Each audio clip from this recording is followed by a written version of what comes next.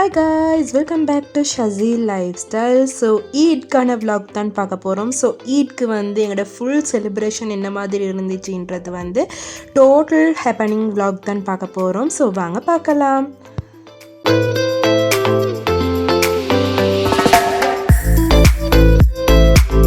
ஈட்காக நானும் ஹசாவும் தேர்ஸ்டேயை கிளம்புலேருந்து கெண்டிக்கு ட்ராவல் பண்ணியிருந்தோம். So Friday ஹசாக்கு school holiday அப்படின்றதுனால நாங்கள் தேர்ஸ்டேயை வந்து ட்ராவல் பண்ணியிருந்தோம் ஈவினிங்கில். ஸோ ஃப்ரைடே பார்த்திங்கன்னு சொன்னால் செம்மையாக ஜாலியாக ஃபேமிலியோடு டைம் ஸ்பெண்ட் பண்ணிக்கொண்டு இந்த மாதிரி தான் இருந்தோம். ஃப்ரைடே வந்து நோம்பு பிடிச்சிருந்தோம். ஸோ நோம்பு திறந்துட்டு வந்து நான் மெஹந்தி அப்ளை பண்ணியிருந்தேன்.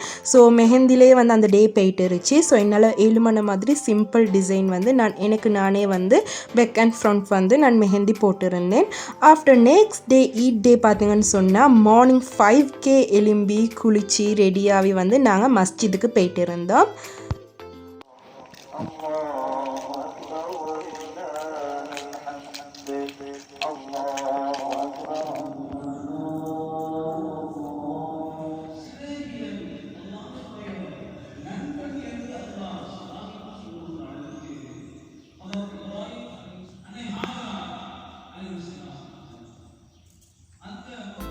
எவ்ரி ஈட் பார்த்திங்கன்னு சொன்னால் நாங்கள் வந்து ப்ரேயர்ஸ் முடிச்சுட்டு வந்து ஊர் மக்கள் எல்லோரும் மஸ்ஜிதுக்கு வந்திருப்பாங்க. ஸோ அவங்களுக்கு நாங்கள் வந்து சலாம் சொல்லி ஈட் விஷ் பண்ணுவோம். அதே மாதிரி வீட்டுக்கு வந்ததோடு நாங்கள் ஃபேமிலி மெம்பர்ஸ்க்கு எல்லாருக்குமே ஈட் விஷ் பண்ணுவோம்.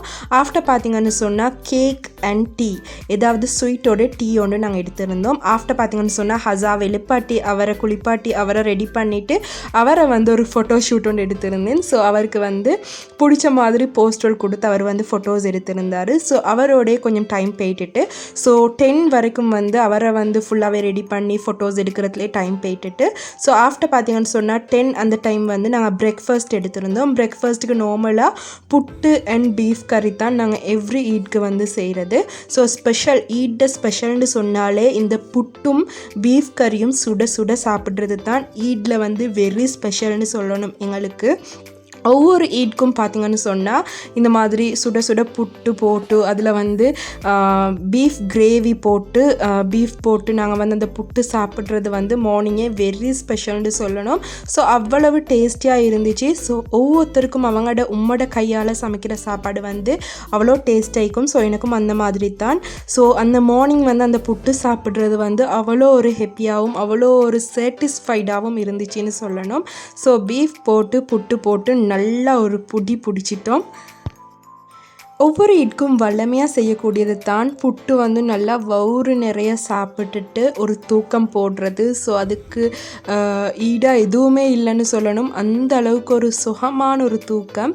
ஸோ ஒரு 2 to 3 hours தூங்கி எழும்பும் போது பார்த்திங்கன்னு சொன்னால் லஞ்ச் வந்து சுட சுட ரெடி ஆகிக்கும். ஸோ அந்த சுகத்தை சொல்ல வார்த்தையே இல்லை.